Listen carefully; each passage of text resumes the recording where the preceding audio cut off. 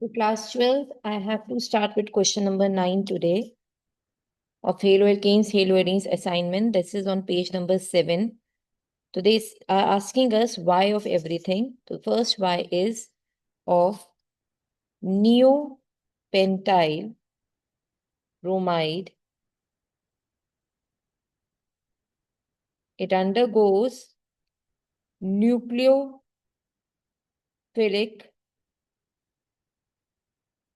substitution reaction very slowly. So they're asking us why is it happening.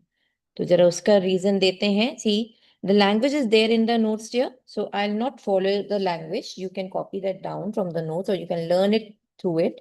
But what I'm talking about right now is the explanation कि आप समझेंगे कैसे. दिमाग में पहले point अगर clear होगा, you can frame the language there and then you can write it well. And if you want some fabricated words for it, so they are written in the notes, follow it. So now let us start with neopentyl bromide undergoes nucleophilic substitution reaction very slowly. First of all, let us frame neopentyl bromide. This is the neo group. This is what we call as neo. When they say pentyl, it should have 5 carbon, 1, 2, 3, 4, 5. And they're asking us bromide. So here it is bromide. This is neopentyl bromide. So when we talk about neopentyl bromide, you can see the bulky group over here. So obviously, when it comes to the nucleophilic substitution reaction, especially when we talk about SN2, then the nucleophile, if it has to approach from the forward direction, then Br will be like repelling it because the nucleophile is also having a negative charge as Br. So they will be repelling each other. So the nucleophile is now going to attack from the backward side. If then CH3, CH3, CH3, these bulky group will not let it approach to carbon. So this is the point that we can say. That is why SN2 reactions are not given easily by neopentyl bromide due to steric hindrance. So the main reason is this steric hindrance. और SN1 के लिए भी ये इतना resistant है because जो अगर हम लोग Br हटाएंगे यहाँ से तो कार्बन के ऊपर यहाँ पे बेटा CH2 इस वाले कार्बन के ऊपर यहाँ आ जाएगा पॉजिटिव चार्ज. तो ये तो प्राइमरी कार्ब कैटायन हुआ और प्राइमरी कार्ब कैटायन इतना स्टेबल नहीं होता. तो SN1 क्यों नहीं फेवर करेगा? Because of stability of carb cation जो होगा. तो यहाँ पे प्राइमरी कार्ब कैटायन जो होता है बेटा वो लीस्ट स्टेबल होता है, देन सेकेंडरी और फिर होता है हमारे पास सॉरी टर्शरी. तो यहाँ पे प्राइमरी होने की वजह से बल्कि least stability of carb cation की वजह से SN1 भी फेवर नहीं करेगा और SN2 स्टेरिक हिंड्रेंस की वजह से फेवर नहीं होगा. Got it dear?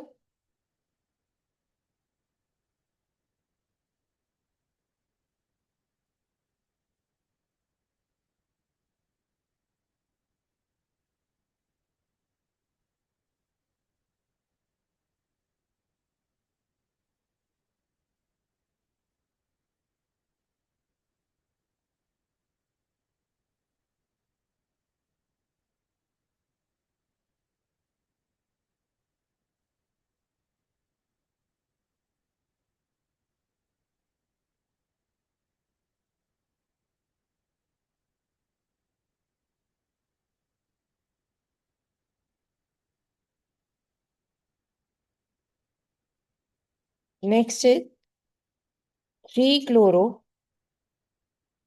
cyclohexene is more reactive than 4-chloro cyclohexene towards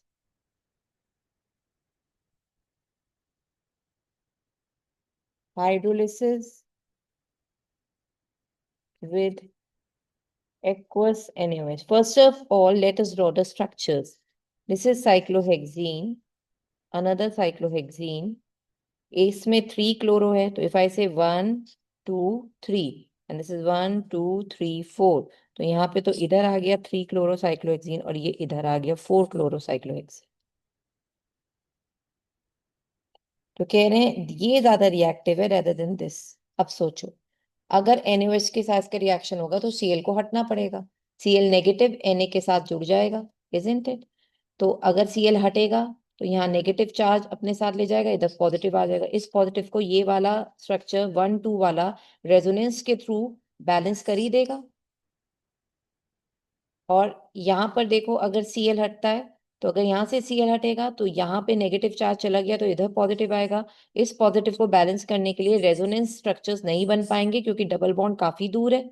इस वजह से ये ज्यादा रिएक्टिव है 3 क्लोरोसाइक्लोहेक्सीन rather then 4 क्लोरोसाइक्लोहेक्सीन।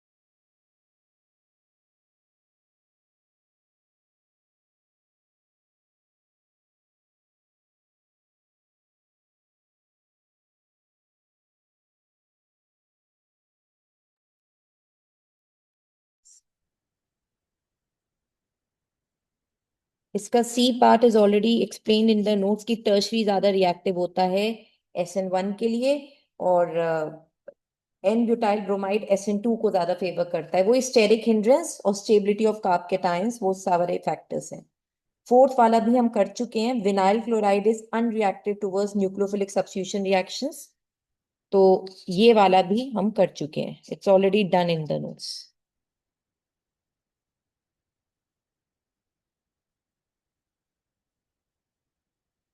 I hope you remember, vinyl chloride का वही था, रेजोनेटिंग स्ट्रक्चर की वजह से पार्शियल डबल बॉन्ड करेक्टर आ जाता है कार्बन और Cl के बीच में, जिसकी वजह से Cl फिर हटता नहीं है और इस वजह से वो पार्टिसिपेट नहीं कर पाता SN1 SN2 में। देन आई थिंक सो बाकी यहाँ के सारे क्वेश्चंस आर ऑलरेडी डन। फिर भी अगर आप में से किसी को कोई प्रॉब्लम हो, you can ask me. Now let us come on page number 9। अब हम पेज 9 पर हैं इसके।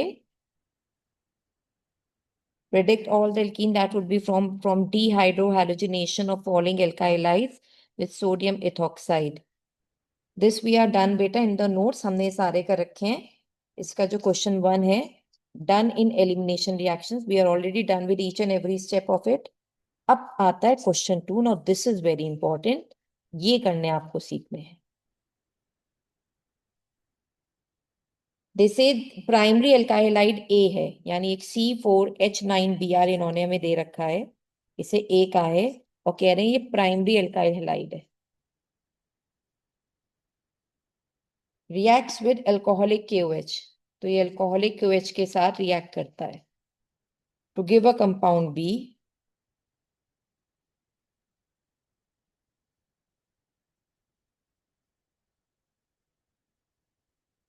ये जो B कंपाउंड है इज रिएक्टेड विद HBr ताकि C मिल जाए, जो कि A का आइसोमर है, यानी C और A ये दोनों आइसोमर्स। A को जब आपने रिएक्ट कराया सोडियम मेटल के साथ तो इट गिव्स कंपाउंड D, जिसका फॉर्मूला उन्होंने दिया है C8H18। That was different with N butyl bromide, यानी ये कह रहे हैं ये जो आ रहा है D C8H18 ये different than N butyl bromide है। मतलब आप कहीं यहाँ पे N ब्यूटाइल ब्रोमाइड मत बना देना, ओके, ये कह रहे हैं। तो ये कह रहे हैं ए का स्ट्रक्चरल फॉर्मूला बताओ और सारी इक्वेशंस लिखो।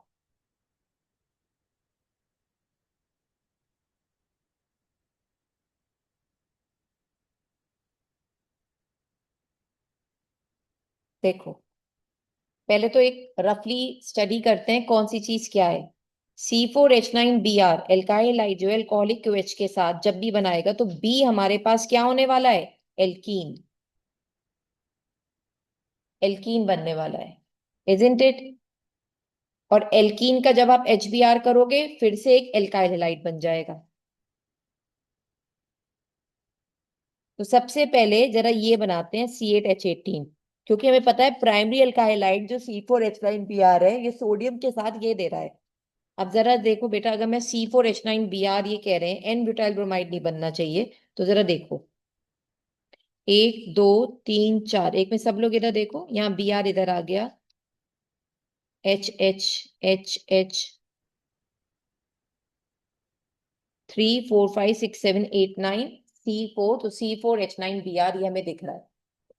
अब अगर इसके मैंने डबल वो कर दिया, देखो जरा इधर, यानी वुड्स रिएक्शन कह रहे हैं, तो होगा क्या, 2 टाइम्स ऑफ Na, 2 Br लेके अलग हो जाएगा। मान लो ऐसे ये 2 मॉलिक्यूल्स है हमारे पास ये इसके, तो हमारे पास आना चाहिए एक में, जरा देखो, CH3 CH2 CH2 CH2, again repeated, CH2 CH2 CH2 CH3, C8H18, C8H18 हमारा बन गया। लेकिन ये कह रहे हैं कि अगर ये एन ब्यूटाइल हेराइड होता, ये डिफरेंट है फ्रॉम एन ब्यूटाइल हेराइड, यानी ये अगर ये जो मैंने बनाया था ये मैंने बनाया था एन ब्यूटाइल हेराइड, ये कह रहे हैं इससे तो ये वाला C8H18 बनेगा। लेकिन ये कह रहे हैं जो ये C8H18 बने, ये एन ब्यूटाइल हेलाइड वाला ना बने, एन ब्यूटाइल ब्रोमाइड वाला C8H18 नहीं बने। बोला है ना उन्होंने, different than N butyl bromide. तो हमें इस वाले का एन ब्यूटाइल ब्रोमाइड बना के ऐसा वाला C8H18 नहीं बनाना, इन्होंने क्लियरली स्पेसिफाई कर दिया। इसका मतलब इसका कोई और आइसोमर बना दो, समझ गए, यानी Br को यहां ना रखकर कहीं और रख के कुछ बना। आई मेरी बात समझ में, तो विल गो फॉर 2 ब्रोमो। हम यहाँ पे करते हैं इसको नेक्स्ट उस लेवल पे ले जाते हैं इसको अलग तरीके से, या हम इसका एक काम करते हैं कि ये जो 1 2 3 4 है, इन चार में से रिड्यूस करके 3 कार्बन का ये बनाते हैं। एक में देखो, 1 2 3 ऐसे, Br यहाँ रहने दो, यहाँ पे आप कर दो CH3। ठीक है, ये हो गया CH3, यहाँ पे आ गया एक H और यहाँ पे आ गया H2। तो 3 4 5 6 7 8 9 H9 C4Br। लेकिन एन ब्यूटाइल ब्रोमाइड नहीं है अब ये क्या है, 1 2 3, 2 methyl,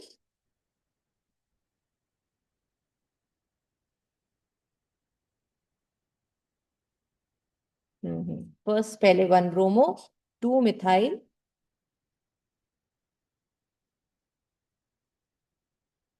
propane, isn't it there. तो यानी है तो वही ना C4H9Br।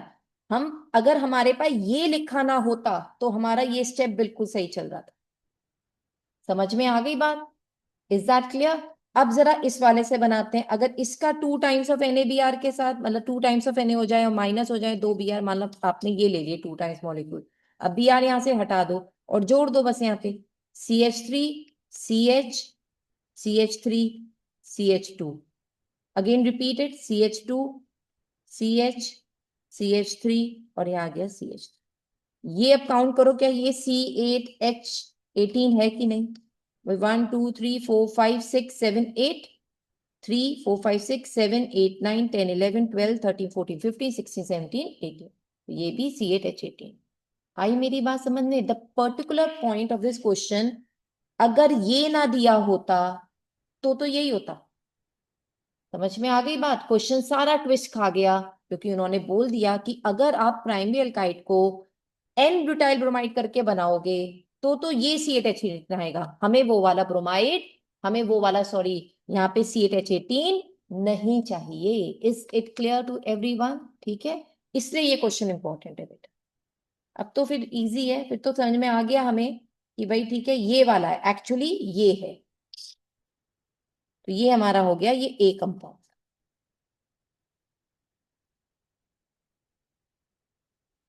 अब इस ए कंपाउंड से ही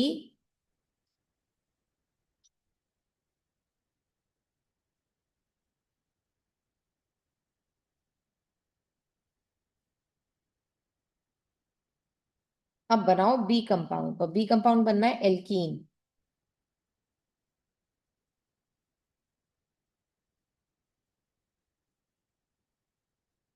के ले गया बी आर, और ओ एच ले गया ये वाला एच, दोनों के बॉन्ड्स खाली, तो C H three C H three, double bond C H two. Is it clear? ये कौन सा बन गई? एल्कीन बन गया, ये बी कंपाउंड बन गया। 1 2 3, 2 मिथाइल प्रोपीन। जो इन्होंने ये कहा था देखो, बी एल्कीन बन गया। अब क्या बनाना है? एल्काइलाइड, यानी अब इसका एच बी आर के साथ करा दो इसी का।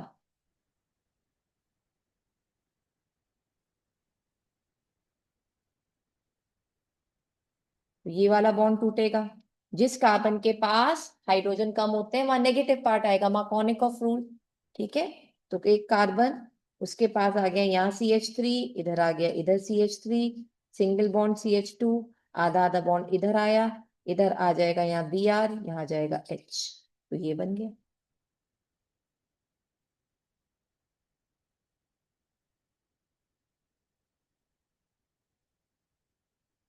2 मिथाइल, पहले तो 2 bromo 2 methyl propane.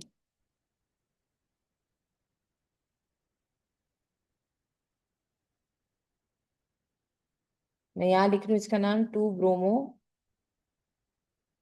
2 methyl propane.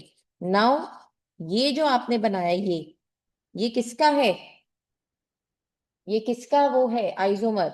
ये ए का आइसोमर है, प्राइमरी अल्काइलाइड। तो जरा देखो क्या यहाँ पे भी C4H9 बी आर है? 3 4 5 6 7 8 9, 9 hydrogen, 4 carbon, 1 B R, C4H9 B R ही है, मगर उसका आइसोमर हो गया।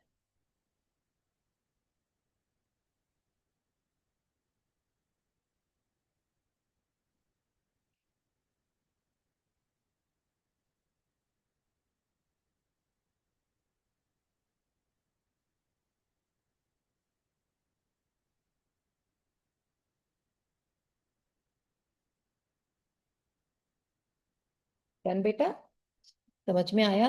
तो ये जो क्वेश्चन था, ऐसे क्वेश्चन पे मुझे आपको प्रैक्टिस करो, और ये तब तक नहीं होगा जब तक इक्वेशन दिमाग में नहीं होगी। अब अगर आप में से किसी को यही नहीं पता, मैम एल्काइलाइड एल्कोहलिक OH के साथ एल्कीन देता है, एल्कीन HBr के साथ एल्काइलाइड देता है, तो कैसे करोगे? ये तो हमें आना चाहिए, इससे तो कहती हूँ पहले ए लेवल क्वालिफाई करो, यानी पहले चैप्टर दिमाग में होना चाहिए, तब ये क्वेश्चन घुसेंगे, नहीं तो नहीं आएगा। ये क्वेश्चंस तो आएंगे बेटा एग्जाम में, ऐसे से क्वेश्चंस आएंगे, ठीक है? चलो now the next one.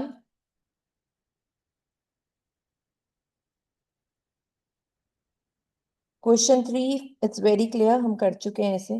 Question 4 is again easy, उसमें कोई ऐसी बात नहीं है। एल्कोहलिक KOH के साथ एल्कीन बनता है, we have just repeated it. अब आ जाओ रिएक्शंस विद मेटल। तो क्वेश्चन 3 और क्वेश्चन 4 ये are already done, there is nothing like very particular, वही बोला एल्कोहलिक KOH के साथ क्या मिलता है, एल्कीन। ओके,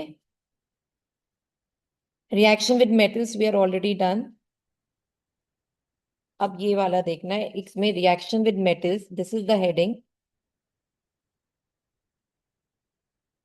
और इसमें जो अब हमारे पास क्वेश्चन है,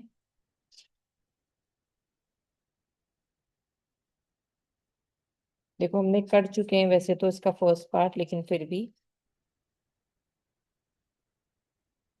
बताओ क्या होगा अब इसमें। Mg बीच में आ जाता है, Grignard reagent, if you people remember this is MgBr वाला Grignard reagent, और ये आ गया वाटर के साथ, तो MgBr OH लेके अलग,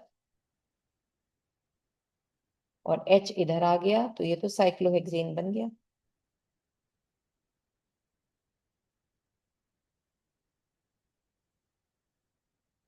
ठीक है,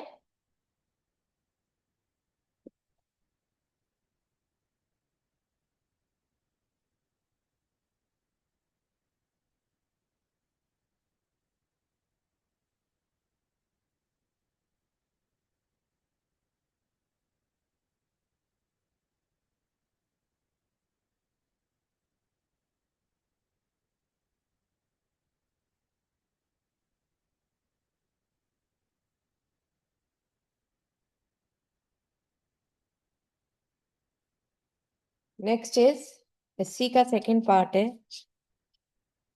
RBr plus Mg in presence of dry ether. चलो लगाओ। Mg कहाँ जाएगा? R और Br के बीच में। RMgBr। और अगर इसकी रिएक्शन हमने D2O के साथ कर दी, D2O में जैसे H2O होता है ऐसे ही D2O, मतलब इसे DOD करके लिख लो। तो MgBr क्या लेके अलग हो गया? OD। और एक D बचा, वो R के पास आ गया, तो RD आ गया यहाँ पे।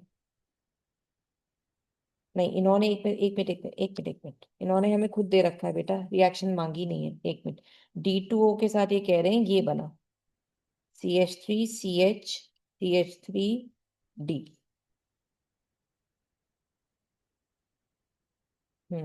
ये हमसे पूछ रहे हैं इसमें आइडेंटिफाई करो सी क्या। ये तो सी आ गया, और ये कह रहे हैं अब ये बताओ डी क्या है।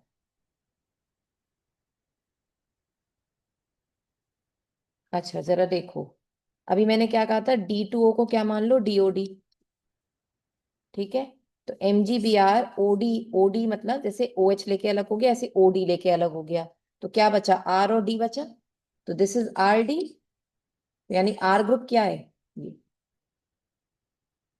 D अलग कर लो, RD है। तो यानी R is CH3CH CH3, this is R। समझ गए? कर लो बेटा, फिर आगे बढ़ते हैं।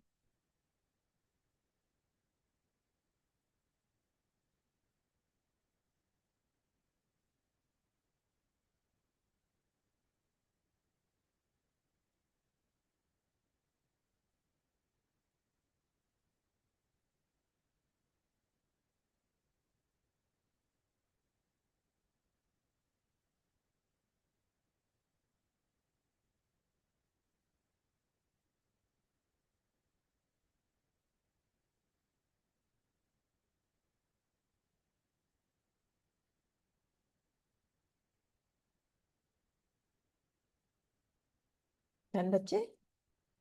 इसका एक थर्ड पार्ट और है।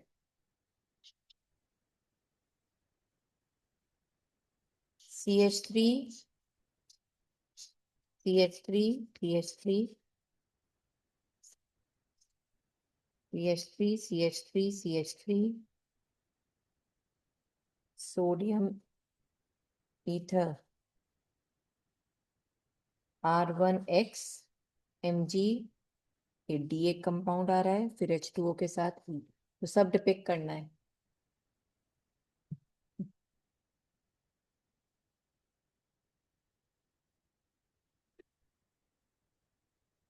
तो Na क्या ले जाएगा? 2x ले जाएगा, है ना?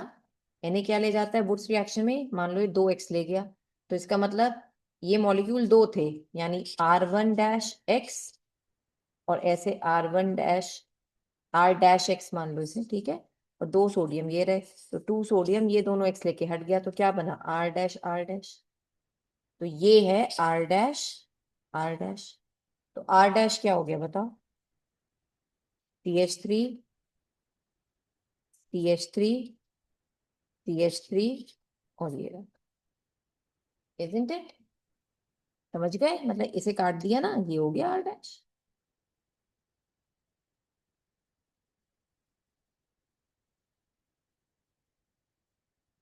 खैर, अब ये बोल रहे हैं ये जो भी है, तो इसका मतलब ये वाला देखो बेटा, मैं करती जा रही हूँ साथ साथ। यानी ये है CH3 CH3 CH3 ऐसे, और यहाँ आ गया X, ये है ये R1X। अब अगर Mg आया, Mg बीच में आता है, तो CH3 CH3 CH3 MgX, ये आ गया हमारे पास D। ठीक है, Mg बीच में नहीं आ जाता कार्बन और X के, तो ये बीच में आ गया, ये बन गया। अब इसका बताओ MgX क्या ले जाएगा? OH। तो क्या बचेगा? E क्या है? CH3 CH3 CH3, और यहाँ पे क्या आ गया? एक H, यानी ये बीच में कार्बन था।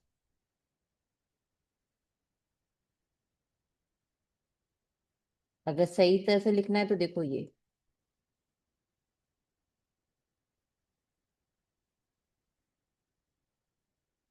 1 2 3 2 methyl propane.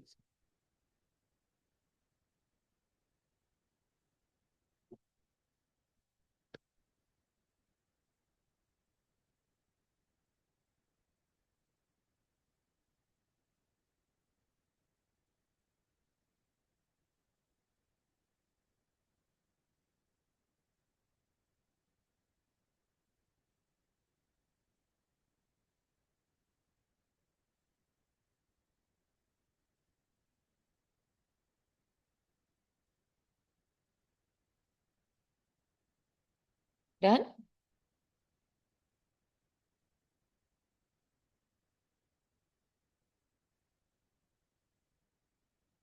Third question is already done with you. Polyhydrogen compounds हम सब कर चुके हैं।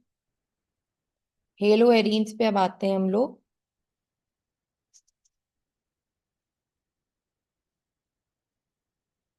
Question 1, para dichloro benzene has higher melting point than ortho and meta isomers।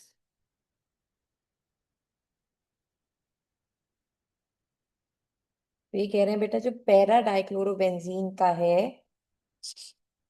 This is para dichlorobenzene, इसका जो मेल्टिंग पॉइंट है वो ऑर्थो वाले से और मेटा वाले से ज्यादा है। अरे वो तो होगा ही क्योंकि इसके अंदर बेटर पैकिंग होगी। इसके अंदर पैकिंग बेटर होती है, सिमेट्रिकल है ना स्ट्रक्चर, इस वजह से। तो उसके अंदर मेल्टिंग पॉइंट भी ज्यादा अच्छा होता है। Language is there in the notes बेटा। तो वही है, symmetrical molecule that fits well into the crystal lattice.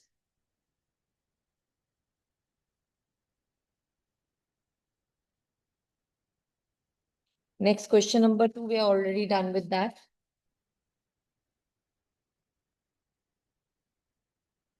Question number 3 कर लेते हैं इसका। ये कह रहे हैं एक हमारे पास स्ट्रक्चर है C6H5CH2Cl, और एक हमारे पास है C6H5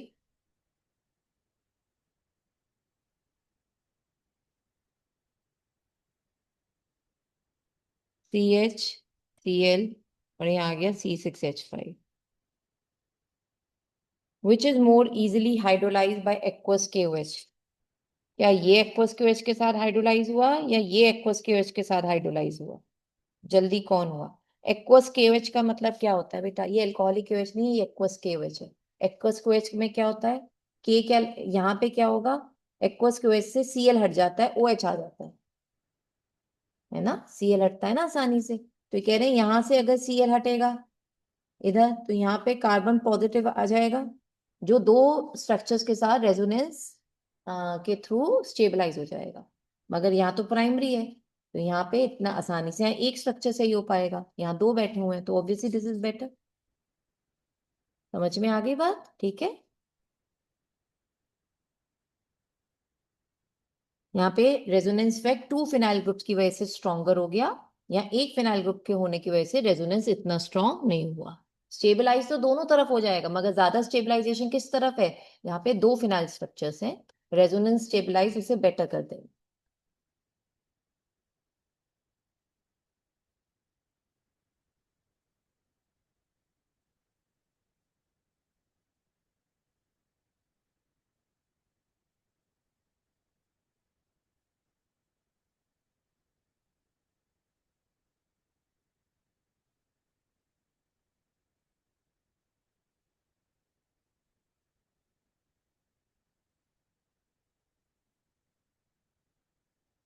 डन।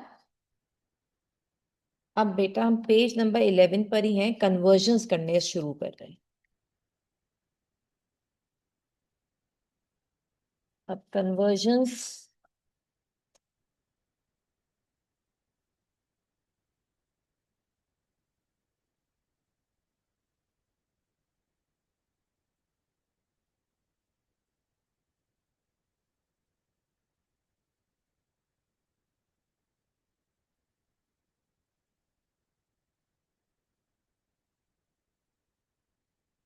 1 minute dear.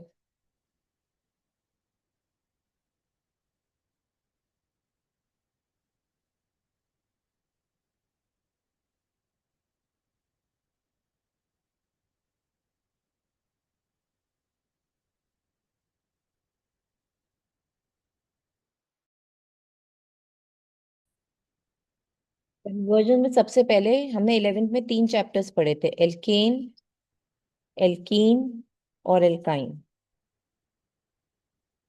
अब आपको अगर एल्केन से एल्कीन करना है तो आप अगर क्लोरीनेशन कर दो अल्ट्रावायलेट की प्रेजेंस में तो एल्केन क्या बनाएंगे, एल्कीन।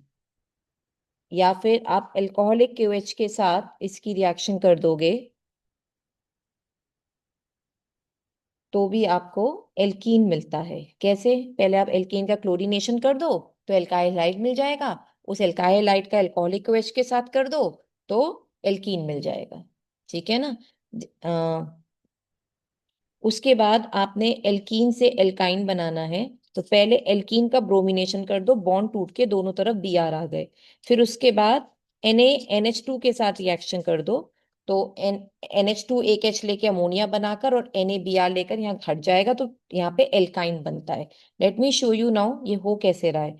जैसे फॉर एग्जाम्पल हमारे पास इधर है CH3 एल्केन, आपने इसका क्लोरीनेशन किया तो माइनस हुआ HCl तो हमारे पास आ गया C2H5Cl। अब आपने इसका एल्कोहलिक KOH के साथ कर दिया तो आप क्या कहेंगे, इसको मैम ऐसे लिख लो, यानी CH3 CH2 और यहाँ आ गया Cl। तो इधर इस वाले कार्बन से Cl गया और इस वाले कार्बन से एक H गया, K क्या ले गया Cl, OH क्या ले गया एक H। तो यहाँ पे आ गया CH2, यहाँ आ गया CH2, ऑलरेडी एक बॉन्ड तो था ही। जब एक H यहाँ से गया और एक Cl यहाँ से, एक एक बॉन्ड और खाली हो गया, यहाँ बन गया एल्कीन। समझ गए? ये हुआ एल्कीन से एल्कीन बनाने का रास्ता। फाइन। अब एल्कीन, एल्कीन से एल्कीन बन गया। अब एल्कीन से बनाते हैं एल्काइन, आप इसका ब्रोमिनेशन कर दीजिए तो CH2 single bond CH2 Br आ गया।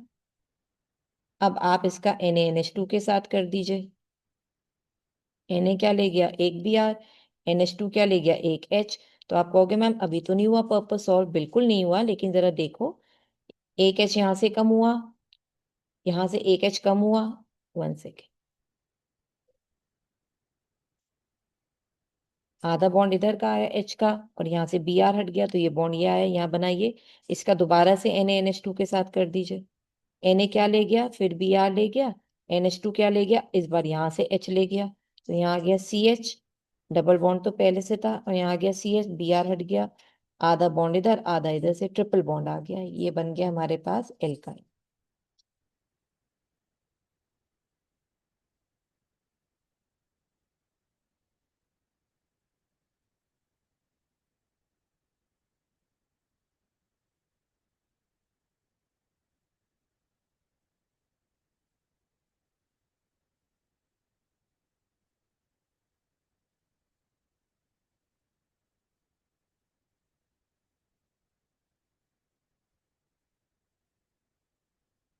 करें अब आगे।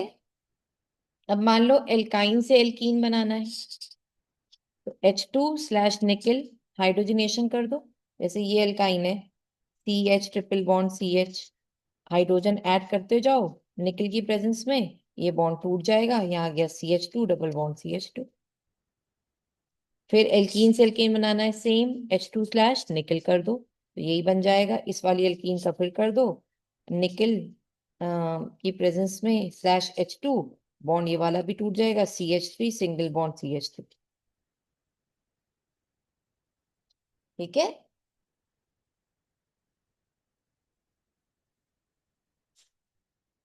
समझ में आया? ये था वो जो 11th में किया था। अब इसी से 12th जोड़ते हैं। ओके, अब जरा सुनो।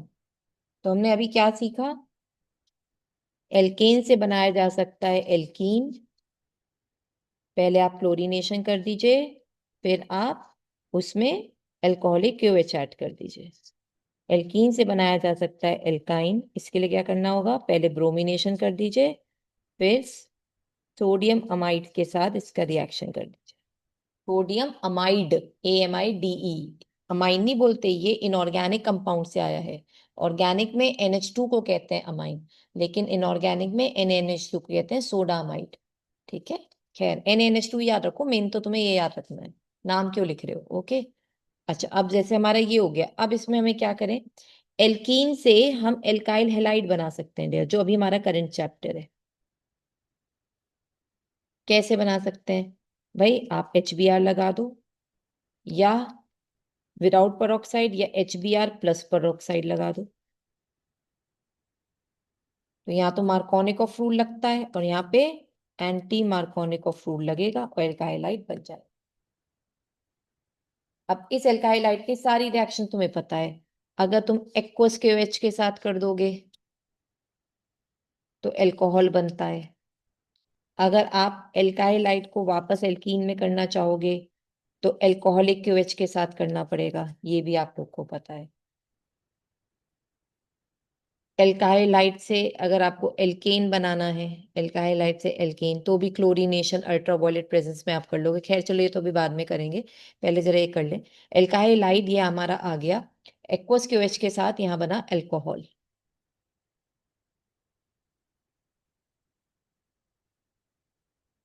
अब एल्कोहल कॉपर एट 573 केल्विन पर हमें क्या देता है, एल्डेहाइड।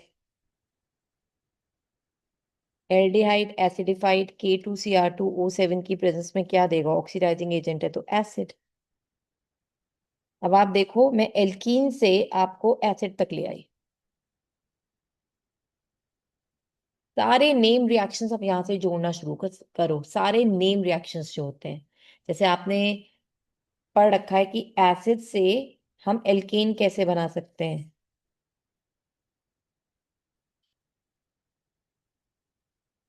HI रेड फॉस्फोरस से।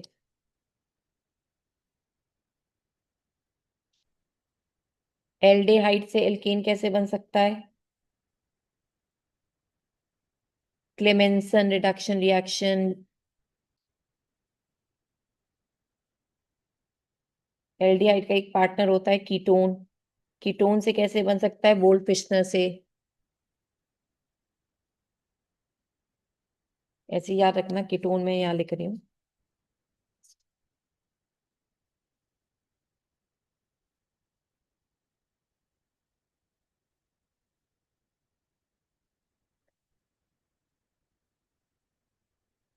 एल्काइन से भी आप एल्डिहाइड बना सकते हैं,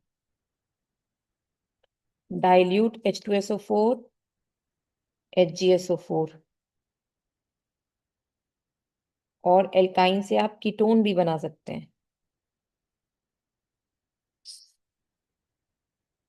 वही डाइल्यूट H2SO4 और HgSO4।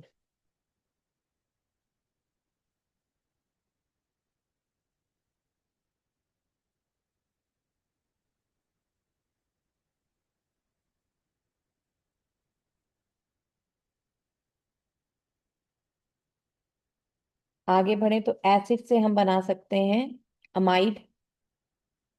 भाई अमोनिया डाला, सॉल्ट बना, acid plus base ammonium salt, और फिर उसे हीट कर दिया।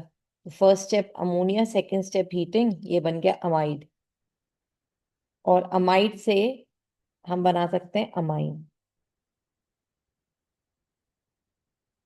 हॉफमैन ब्रोमाइड डिग्रेडेशन रिएक्शन से।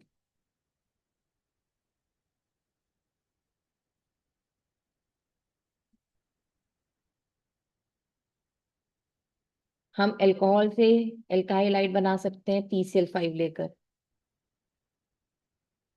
या SOCl2 लेकर।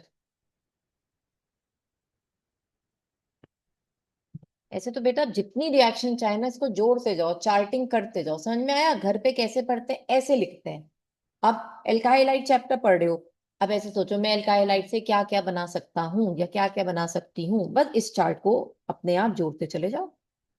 जैसे अगर आप कहें मैम एल्काइल हैलाइड को अगर हमने AgNO2 के साथ डाला या KNO2 के साथ डाला तो ONO वाला कंपाउंड, NO2 वाला कंपाउंड वो बनता है। CN के साथ डाला, ये एल्काइलाइड में अगर आपने KCN डाल दिया तो बताओ आपके पास क्या आएगा, साइनाइड, RCN। और अगर AgCN डाल दिया तो क्या आएगा, RNC। तब तो तुम बढ़ाते जाओ ना, चार्ट तो तुम्हारे हो गया ना। मैंने आपको एक बिल्डअप दे दिया है, अब हर चैप्टर पढ़ो, बस उसमें ऐसे ब्रांचेस बनाते जाओ कि हम और क्या फर्दर बना सकते हैं, क्या कर सकते हैं। समझ में आ गई बात? ठीक है। तो चलिए अब हम कन्वर्जन्स करना शुरू करते हैं। ये एक बैकग्राउंड था बेटा, इस तरीके से आपको पढ़ना चाहिए। So now the conversion question number 1 का फर्स्ट ए पार्ट। अब देखो ये कह रहे हैं इथेनॉल टू ब्यूट वन आइन। अब यहाँ पे बस तुम्हें दो चीजें सीखनी है, स्टेप अप स्टेप डाउन। ये इथ मतलब दो कार्बन से चार कार्बन बनाने की बात कर रहे हैं। ठीक है। तो इसके लिए 11 की एक रिएक्शन थी सोडियम एसिटाइलाइट के साथ, वो करना मैं आपको सिखाती हूँ। देखो कुछ एक्स्ट्रा आ जाए तो उस चार्ट में ऐड कर लो कि यार ये मैं भूल सकता हूँ या भूल सकती हूँ, इसे मैं और ऐड कर लूँ। ठीक है, तो जरा करो अब इसमें। हमारे पास इथेनॉल क्या है, CH3CH2OH। सबसे पहले तो आप HI फॉस्फोरस की प्रेजेंस में करोगे, तो जैसे PCl5 ना करके मैंने HI फॉस्फोरस कर लिया, तो आयोडीन आ जाएगा, CH3CH2I आ जाएगा। अब अगर आपने इसकी reaction CH triple bond CNA के साथ कर दी, इसे कहते हैं बेटा सोडियम एसिटाइलाइड। ठीक है, तो क्या होगा, Na क्या ले जाएगा, I, Na ले गया I, ब्यूटाइन है ना, वन आइन। जब भी आइन लाना हो तो इसको लो। ठीक है, तो यहाँ आएगा CH3CH2। अब बताओ C triple bond CH।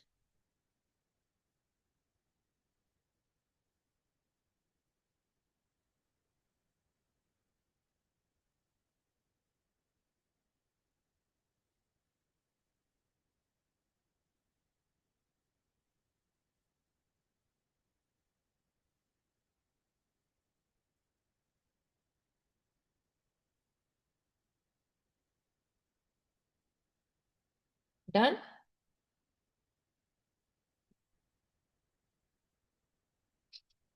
B लो, ethene to bromo ethene.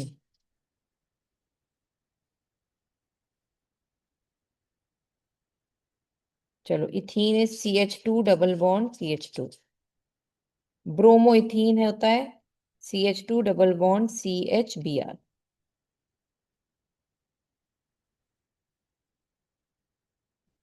Bromo ethene तब हो सकता है बेटा जब बॉन्ड तोड़ो तब एक HBr ऐड करो, तो यानी ये पहले ट्रिपल बॉन्ड रहा होगा।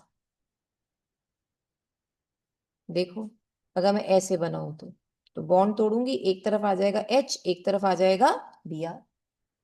ठीक है, तो एल्कीन तक कैसे आए हमने सीख रखा है। एल इथीन टू इथाइन बनाना कैसे, सबसे पहले इसके अंदर वही कर दो, ब्रोमीन डाल दो। स्टेप तुम्हारे पास है CH2Br और CH2Br। तो मैंने आपको सिखाया था NaNH2, दो यूज कर लो। लो, इससे बन गया। या यहाँ पे भी लिख सकते हो 2 टाइम्स ऑफ KOH। एक बार एक KBr और एक HOH बाहर हो जाएगा, दूसरी बार में दूसरा KBr और HOH गायब हो जाएगा। ठीक है,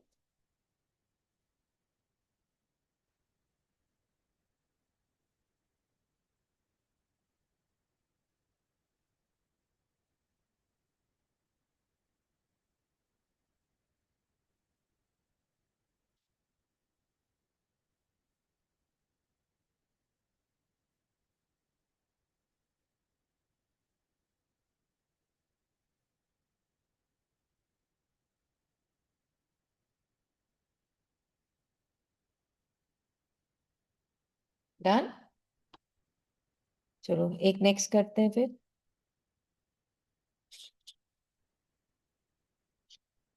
देखो कितना इजी है, प्रोपीन इंटू 1 नाइट्रो प्रोपेन। पहले प्रोपीन से प्रोपेन बना लो, या पहले प्रोपीन का नाइट्रो ग्रुप इंट्रोड्यूस करके फिर वो कर लो। मतलब आपकी मर्जी है, कैसे भी कर लो आप इसके अंदर। जैसे CH3CH डबल बॉन्ड CH2 है, 1 पे कह रहे हैं नाइट्रो, तो मैं HBr+ पर ऑक्साइड कर रही हूँ। क्यों कर रहा है, क्योंकि मेरे पास 1 ब्रोमो आ जाएगा ना,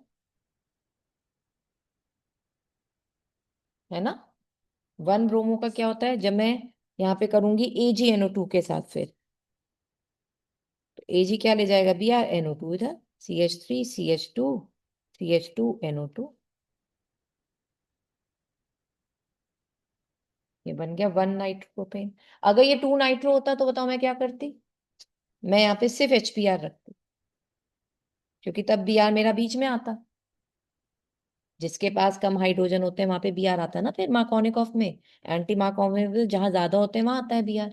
तो जब मुझे यहाँ दिखा मुझे 1 नाइट्रो पे लाना है, तो मुझे पता था मैं ब्रोमीन को NO2 से एक्सचेंज कर दूंगी। लेकिन तभी पॉसिबल है जब Br 1 पे आए। तो अगर यहाँ 2 नाइट्रो होता तो मैं इधर लाती फिर Br, तब मैं मार्कोनिकॉफ फूल लगाती, तब मैं पेरोक्साइड नहीं लगाती। ऐसे सोचो। समझ गए?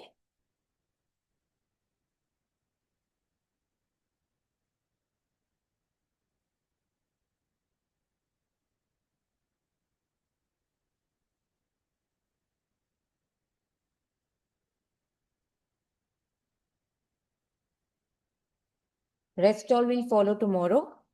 कल यहीं से करते हैं, कल होपफुली हमारा ये वाला असाइनमेंट खत्म हो जाएगा बेटा। मतलब हेलो एल्केन्स हेलो एरीन्स कल हमारा डन हो जाएगा। फिर हम लोग वेंसडे से वी स्टार्ट विद अल्कोहल वाला असाइनमेंट। ठीक है? तो this is all done for today, rest of all tomorrow, goodbye for now.